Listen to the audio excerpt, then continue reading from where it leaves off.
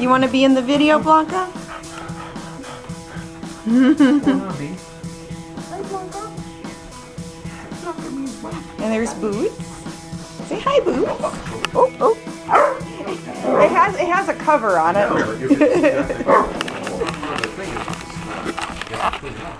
Yeah. Should we have a dog video first? Oh, now the guard position. Okay, I think it's alright. It says it's still rolling. We're still rolling. Yes. Here we are with dogs in the attic. We are in my spacious movie room. As you can see, the spacious screen behind me that I just bought. And if you look over here, there's a pile of nonsense. Like, okay. These are actual reels. This one is a 1,200-foot reel, which would be for like shorts. And we got another big reel here. This is your standard 1,600-foot reel, which 2 of these reels would basically be a grindhouse film. So, you know, we're doing that up here tonight. Actually, we're going to watch what is known as a black comedy, Mother, Jugs, and Speed. It was when, you know, this was before we found out that Bill Cosby was a rapist asshole. Interesting film because it has not only Bill Cosby, it has Harvey Keitel, Raquel Welch, Larry Hagman, L.Q. Jones, and a bunch of other people. It's about an ambulance company that is sort of like going under and is competing with another ambulance company for a city contract. So we'll show you how. Actually, should we show them how we set this thing up? Sure. Move around and do Yeah, we could do it behind the scenes. All right, so we're walking over here to Mr. Projector. Now, wait, the sunglasses. Yeah, the light's a little dim. We're still recording. We're good. This is state-of-the-art type projector. This was still in the 90s. It's up.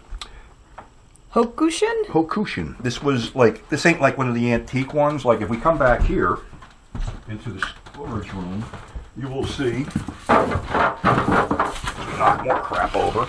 This is your old school Bell and Howell from the 80s, which is an auto loader, which, you know, the thing goes up and it goes into the front and stuff. Problem with that is if you have an issue with a film, you got to stop and cut the film and take it out. Whereas with the other one, it's called a slot loader, where when you put it through here, if you have, it all goes in through here, so if you have an issue with the film, all you got to do is stop, back it off, and pull it out, and you can see what's going on. And we have the film in a wonderful little can over here. And this one looks a little bit newer. Is it? Yeah, it was made in the 90s. The other ones, you know, you had the high school ones, like here's this is Mother, Jugs, and Speed. This is, you know, probably the first reel. It's not full, but basically they put them on, you know, 1,600-foot reels. So that's what we're going to do tonight. We're going to watch Mother, Jugs, and Speed and some shorts. Cool. So that's one thing we're going to do. Sounds good. The other thing we're going to do is beat up dogs. The dog comes back up the stairs. I think we're good. She's wanting to take a nap. Okay, come back. So, I don't know. So you've got some books coming out, or are they already out for people? They're already out. What happened was, we can go in sequence. This one is Gunfighters of the Drunken Master. Now, what happened here was, I was at Horror Realm, I believe it was, and, you know, nice little convention down in Pittsburgh. And Mike Watt was there, and we were kicking something around about making a movie, and we were both drunk. And I said, how about a post-apocalyptic spaghetti western? Something like El Topo meets Mad Max meets The Good, the Bad, and the Ugly. So we laughed about it. So I figured, I went home and I started screwing around with something, and I came up with this whole idea of, you know, there was these huge solar flares, which basically dried up every liquid on the planet except bottled stuff. If you were in a can, it turned toxic, but bottled water, and especially liquor didn't dissipate because of this. So there's pockets of survivors all over the place, and, you know, people are getting, you know, shit-faced drunk and killing each other, all these gunfighters and stuff. Well, the big brouhaha was the Lord of the Wasteland, for lack of better words, was the Drunken Master, who got in a gunfight with this other guy called El Rocho Rio and got his gun hand shot up. So he puts a bounty on El Rocho Rio, 100 cases of water. Now, whether he has them or not is a whole different story. But he sends out these flyers, and it basically attracts the worst of the wasteland, everybody looking to find El Rocho Rio. The blind man is a guy who escaped from Rikers Island, New York, and he's not really blind, he's just really friggin' nearsighted. And somewhere along the line, he picked up this huge dog, which he calls Dog, that also, you know, takes out anybody he's pissed off at. So he's looking for the Drunken Master. There's a bunch of other thugs looking for the Drunken Master. He hooks up with this ex-roller derby queen, Nydia. There's other guys. There's an Undertaker. There's a rogue cop. There's Ruby the Dyke. There's a whole bunch of like really sick, twisted characters all out for this reward. Well, the joke's on them because El Rocho Rio has already bought the farm. And the only one who knows about it is Nydia because she finds the grave. And she switches the grave markers and puts the grave marker of a guy named Arch Stanton over where El Rocho Rio is. So basically, they just got to dig him up, take off the head, and bring it back to the Drunken Master. Well, it doesn't all go that smoothly. There's a lot of battles, a lot of violence and stuff like that. And I throw a lot of little things in about, you know, nuances with like spaghetti westerns. Like if you picked up on the Arch Stanton thing, good, the bad, and the ugly. If you picked up, you know, digging up a guy and cutting his head off, bring me the head of Alfredo Garcia. So it's all in there. So I did that one. There's a battle, whatever. You know, there's a few guys left at the end. So somebody says, well, what are you going to do? You're going to let it drop dead? People were like, the people that did read it liked it. So I came up with another one. Gunfighters of the Drunken Master 2, Unhappy Hour. This was the second volume. Now in this one, I bring in ISIS. There was some ISIS people that survived the whole thing, and they're basically on a jihad, going out and killing and actually eating the unbelievers. And they're headed right toward where the blind man and company is. So this plays out like a reverse Magnificent Seven, where he's got to find some people that basically are worse than he is and are worse than, you know, the ISIS people are. So he finds a crazy preacher, a firebug who's sitting on a tanker of gasoline, two huge pro wrestlers that are dying from kidney failure, a guy with a Sharps rifle called the Sharpshooter, and a Mafia Don and his buddy who he was incarcerated with. So this plays out into this whole huge avalanche of violence, which pretty much they find an army depot, they get munitions, and there's like a huge, huge battle at the end, which few survive. But then people said, what are you going to do now? So I came up with a third book, Gunfighters of the Drunken Master 3, Last Call, with a question mark.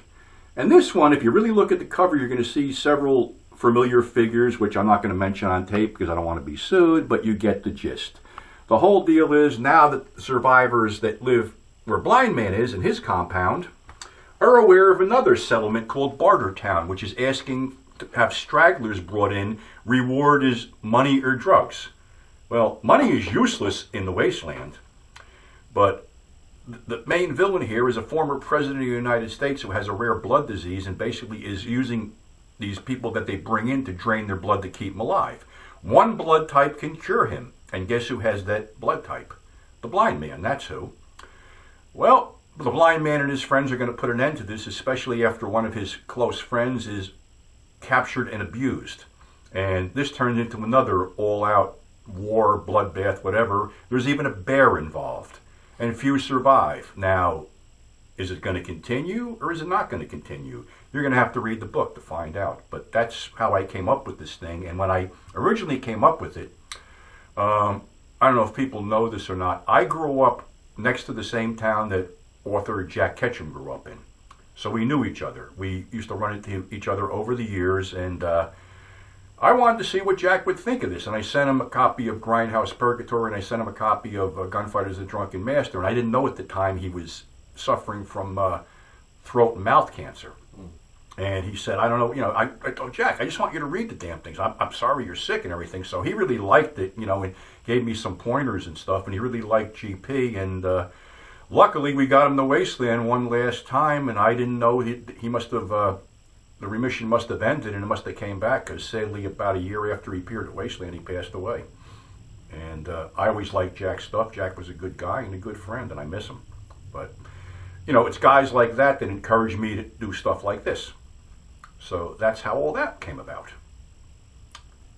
And where can people get your books? Off of Amazon or through your email or both? They get them on Amazon, but they're pricey because, you know, Amazon takes a huge chunk of change.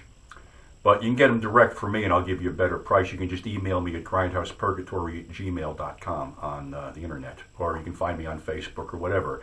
I mean, not to put it over, but people like the damn things. They had a really, you know, good reception so far, so we'll see how it goes. Like Awesome. I said, I'm not going to say whether I'm going to end it or not, because it was the type of thing where I'm a big fan of series fiction. I really hate to see things end, so sort of left it open, but we'll see. If any of you guys subscribe to this thing, I thank you for subscribing. I hope you like what's going on, and we're going to keep it, you know, keep it fucking real here.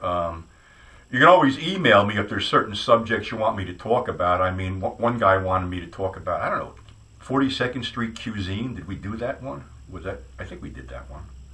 It's only fair to say that we just found out that the infamous Tad Steaks that's been there forever is closing down as of January. Oh. And somebody just went in there and gave a review, and the steaks are just as tough as they were back in the 70s. It's like eating your own boot. So, Tad Steaks. Close cousin was Flame Steaks. Honestly, ate there once, never did it again. But, you know, that's the cuisine on 42nd Street. That soot-covered pretzels and dirty water dogs. Anything else I don't think you'd really want to eat.